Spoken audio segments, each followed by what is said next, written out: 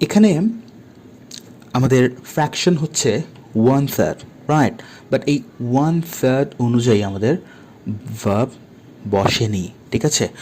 1/3-এর পরবর্তী যেই সাবজেক্ট রয়েছে দ্য ফুড, সেই সাবজেক্ট অনুযায়ী আমরা ভার্ব বসিয়েছি এবং প্রেজেন্ট টেন্স অনুযায়ী হ্যাজ বসিয়েছি। যদি পাস্ট টেন্স থাকতো তাহলে আমরা হ্যাড বসাতাম।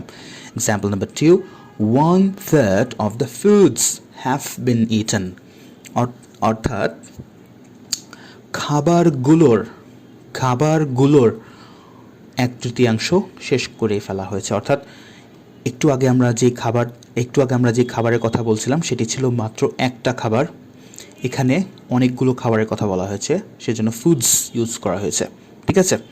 এখানে ফ্র্যাকশন হচ্ছে 1/3 এবং এই ফ্র্যাকশনের পরবর্তী যেই সাবজেক্ট রয়েছে দ্য ফুডস, এটি প্লুরাল ফর্মে রয়েছে এবং এই সাবজেক্ট অনুযায়ী আমরা ভার্ব বসিয়েছি।